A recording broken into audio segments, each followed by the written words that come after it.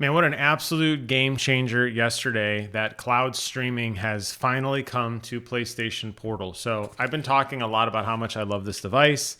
Primarily, though, it's really been used as a home away from home. You got to turn on your base PlayStation or your PlayStation 5 Pro, leave it on, then you leave the house and you basically network into your PlayStation with that device, and you can play your games anywhere. It's a portal to your existing console, and it works well enough. It depends, obviously, on the internet connection that you have from your home to the outside world, and then from wherever you are in your portal back to your home. So there are some variables there, and streaming is mixed at times, but it works well enough for the most part.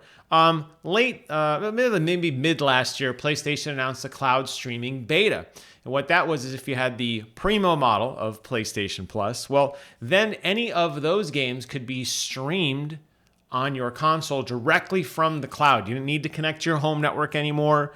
And any internet connection you had was only dependent on your portal getting out to the internet. And then obviously the connection from PlayStation headquarters back to your portal was fine. No issues there.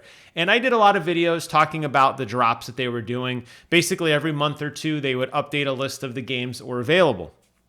That has all changed after this latest update today with even more cool content. So your PlayStation Portal now, after you do an update for it, you can play you still have the PlayStation Plus premium games that you already had before, but they made a really big change here, and I'm going to talk about it. And the big change is if you have games in your library. Some of those work now too. PlayStation Premium members can now stream digital PlayStation 5 games from their own library. Now, if you're like me, you prefer the disc over the digital service, but there are a few digital games that I have bought that I play a lot and I didn't want to swap the discs out for. Especially live service games like Monster Hunter Wilds, my game of the year, by the way. Monster Hunter Wilds, where I'm constantly playing that. It's a live service. There's really no reason for me to have a disc to play offline because there's constantly adding new content. A game like Arc Raiders, for example, a primarily online game, Battlefield, stuff like that. Anyways, I bought those discs. But if you bought digital, which a lot of people are doing, boy, oh boy, this is an even better investment for you. So, PlayStation Plus Premium members can now stream select digital PlayStation 5 games from their library. At launch, there's already thousands of games, including Astrobot, Borderlands 4, Final Fantasy VII Rebirth, Fortnite, The Ghost of Yotai, Grand Theft Auto 5, Resident Evil 4, and this also includes that other big list of games that I talked about before that was already part of the PlayStation Plus games catalog, including Cyberpunk, God of War Ragnarok, Hogwarts Legacy, Sword of the Sea, Last of Us Part 2 Remastered. Wow. This is massive. So basically what they did is they made a website, the PlayStation streaming, and I'll post a link to all this in the description below. While you're down there, please consider subscribing to the channel. I'd appreciate it. Find games to stream.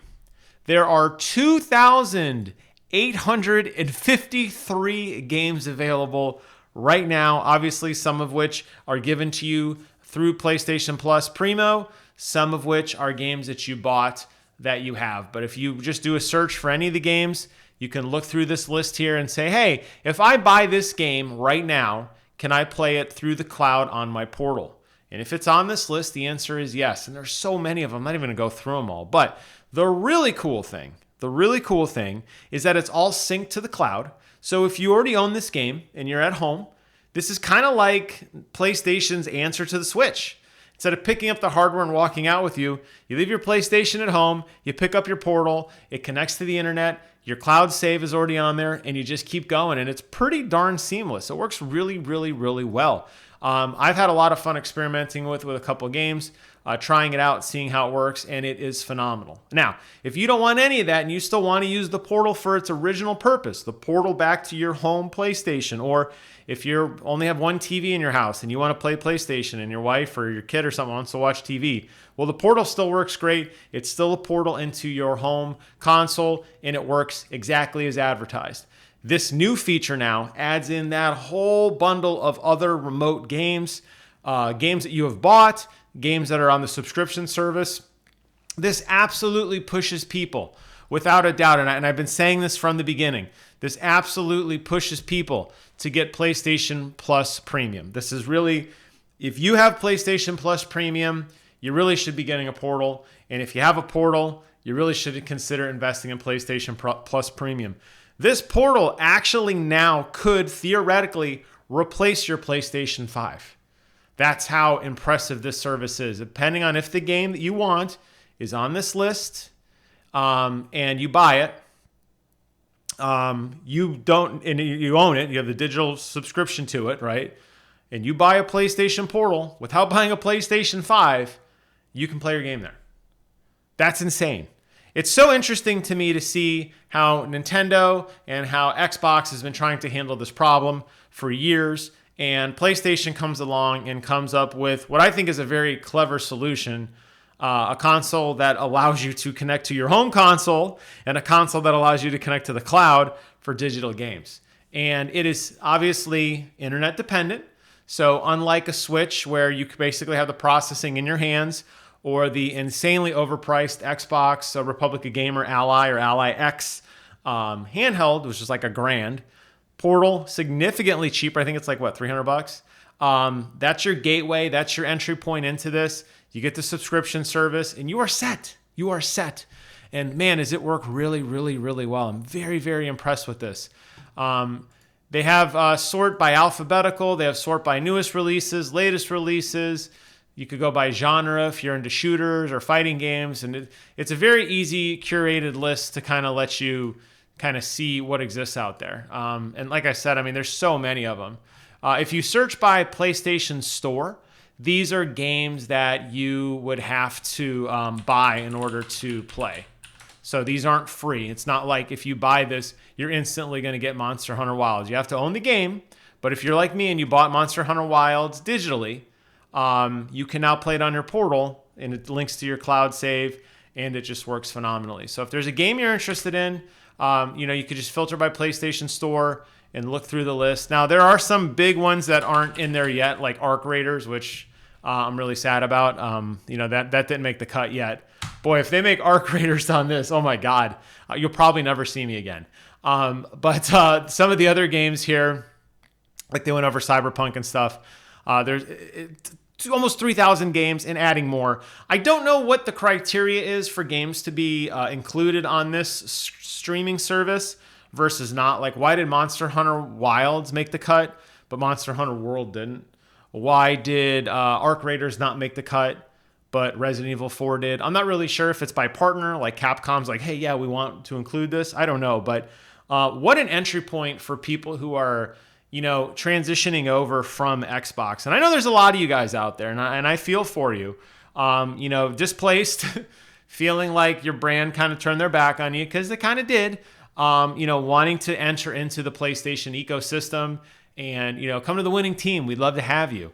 Coming over and, man, I got to buy a PlayStation. It's like $600 if I want the best graphics. Obviously, I got to go for the Pro. I think it's like $700 or $750 now. I got to buy the subscription service. A good entry point, get the Portal, get PlayStation Plus Premium, and instant library of amazing games on an awesome awesome controller, awesome screen, and you're up and running. And if you're like me and you're somebody who's looking to just kind of make it more convenient for you to play the zillion games I already own, well, I mean, it's kind of a no-brainer. Super, super excited for this. What a time to be a fan of a PlayStation console, for sure.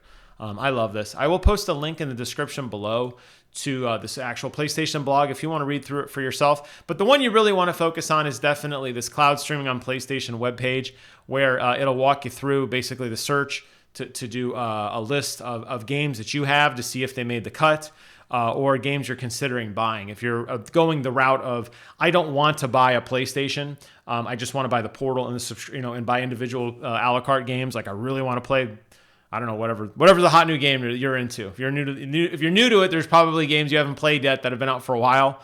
But hey, buy the Portal, buy the game directly, and look, you got some of the best games on the planet for a pretty low entry point. It's kind of a home run, am I right? Am I right? I'm right. I know I'm right. That's all for today, guys. Thanks so much for watching. Take care of yourselves. And until next time, I'll see you guys on the other side. Bye-bye.